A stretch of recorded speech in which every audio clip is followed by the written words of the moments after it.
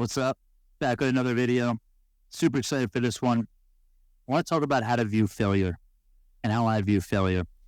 So for those that don't know, I was in college basketball for 6 years and I never played a single minute of high school basketball. So you might be asking, like, how the heck does a guy get to the Division I college basketball level without playing a single minute of high school basketball? And that's a whole time for another story, because there's a lot of determination principles there and a lot of vision building and purpose and all that good stuff. But during those years, I learned how to face failure. Obviously, we have lost. We weren't undefeated teams. We did have a lot of success. We won 2 championships, 2 conference championships. We did go on a 16-win streak, which has amazing lessons about success and where you could actually find failure within success too, because there's always something to learn. But I want to talk about failure because a lot of people that I talk to that are young 20s, mid 20s, even under 20 or even older, like, it's funny, like the work I do, I work with a lot of people that are 40, 50, 60 years old. A lot of the work I did in the past was with authors. So they write these books because they're experts or they're subject matter experts. And even those people, like, who you might think have it all figured out, they don't. And they feel imposter syndrome, and they also can't weather failure very well. I want to pull up this quote by Michael Jordan that I'm sure you know about, but it's how he talks about failure. And he says, "I've missed more than 9,000 shots in my career. I've lost almost 300 games. 26 times I've been trusted to take the winning game shot and missed. I've failed over and over and over again in my life, and that's exactly why I succeed." I think that's so powerful, because even a person like Michael Jordan, who has had tremendous success, multiple national champions, Olympic gold medals, has created this billion-dollar brand around his name, has failed. And for people like you and I, who obviously want to do great things and we want to accomplish greatness and we want to build great businesses and we want to live this amazing life, failure won't be foreign to us. It's something we're going to come to realize that we got to get cool with, and we got to get real down to earth with, because it's coming and it's going to continue to come. But I want to offer a couple analogies that I think could be helpful for you and what's helped me when it comes to failure. So first and foremost, I see failure as a stepping stone. I see failure as a learning lesson. I don't see it as a negative. I think that's the first big switch up you have to have with your mindset. You can't see failure as something that's negative. Of course, it sucks. Like, we don't want to lose. We don't want to fail. We don't want to put a lot of effort into something just to find out that it didn't work out. But you're going to learn something from it. And then you're going to be able to take that next step and make the right choices moving forward and know what doesn't work, so you can perfect and take the steps that actually will work because of that failure moment. So that's, like, bar none foundational stuff right out of basketball. View failure as a stepping stone. View it as a learning moment. Secondly, there's this great Kendrick Lamar quote that maybe, again, you've heard of. I'm a big fan of hip hop and rap.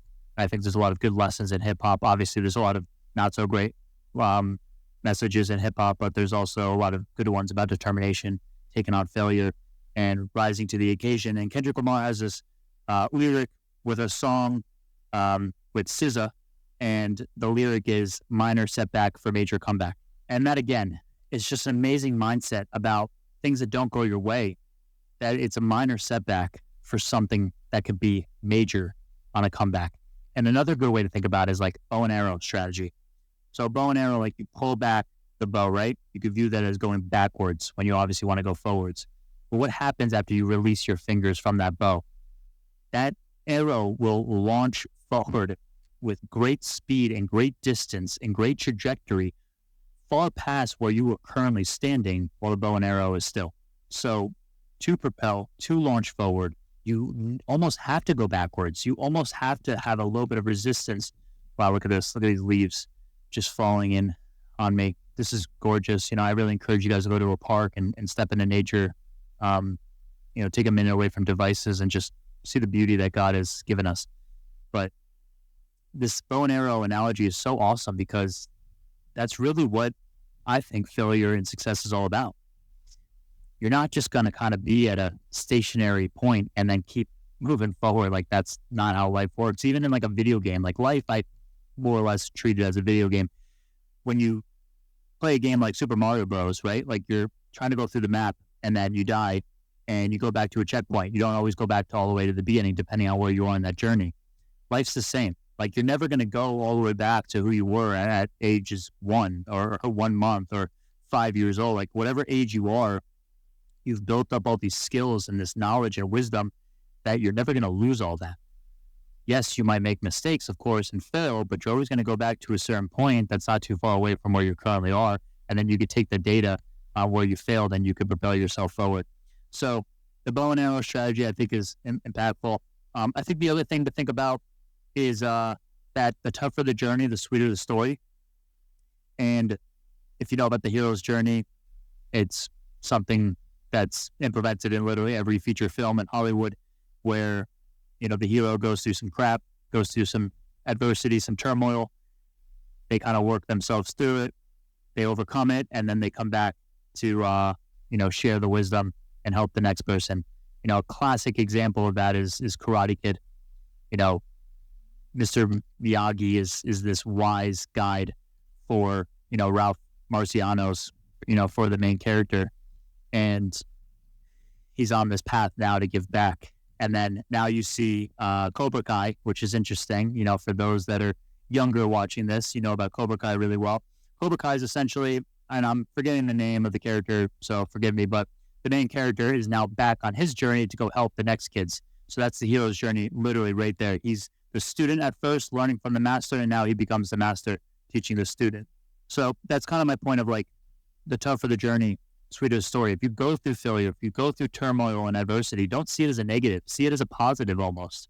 See it as something that's going to strengthen you, toughen your skin. It's going to allow you to take the next step in your life and ideally be a guide for future generations. And then another good point I want to make is that success is not linear. It's not a straight line. It's a zigzag, loop-de-loop roller coaster ride, whatever that may be. Whether that's you making the varsity sports team in high school, that's you starting the business, making $10,000, making $20,000, $30,000, $40,000 in your business. Whatever success is to you, it's never just a point A to point B straight line. So welcome the zigzags, welcome the roller coaster ride, because it's part of it, and it's what makes life so interesting, and it's what makes it worthwhile, in my opinion, too.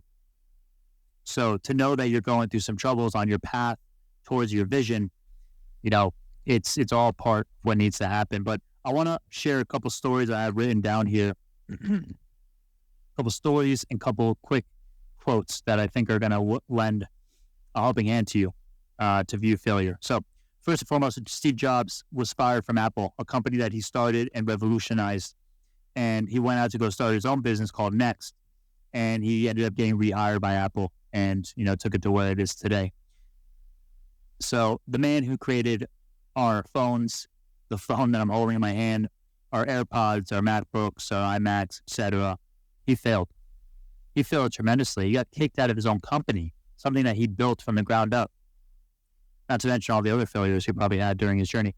Jack Canfield, the author of Chicken Soup for the Soul, maybe your mom or aunt has read those books. I know my mom has, and those books have been around my house growing up. But Jack Canfield got rejected by 144 publishers before getting a deal. And for someone like myself who reads a lot and who built a whole 4 or 5 year business around helping authors, I didn't even know there's 144 publishers, but he got rejected by 144 publishers. And now the Chicken Soup for the Soul brand is literally $1 billion brand. Walt Disney, his first animation studio went bankrupt. You love Disney World, you love Universal, you love all the things he created, Mickey Mouse, Goofy. I love Goofy. Goofy's my favorite Disney character growing up, especially the one movie where he goes to see his kid at college and they do that whole like skateboard competition. I love that movie. But Walt Disney himself, his first animation studio went bankrupt, big failure. Colonel Sanders rejected more than 1,000 times to get KFC off the ground. Kentucky Fried Chicken. You love chicken like myself. I love fried chicken, obviously, all in moderation. The man who created that didn't get that off the ground until he was like, I think 60, 70, or even 80 years old. Super old in his life, but he kept trying, kept getting rejected, kept trying. So those are some stories so you could sit on. But then I want to share 3 last quotes before we wrap up. Winston Churchill said, "Success consists of going from failure to failure without loss of enthusiasm." C.S. Lewis says, repeated failures are finger posts on the road to achievement. And lastly, Albert Einstein says, failure is success in progress. So on your journey here, like as you fail, as you might get down on yourself, just please know some crazy sun coming in through here, so lighting might be messed up, but listen to the words that I'm speaking rather than what I look like. Know that failure is a part of the game. It's part of the journey. Welcome it. Embrace it, because it's one step closer to the success that you're desiring. I hope you have a great day, and I'll talk to you soon.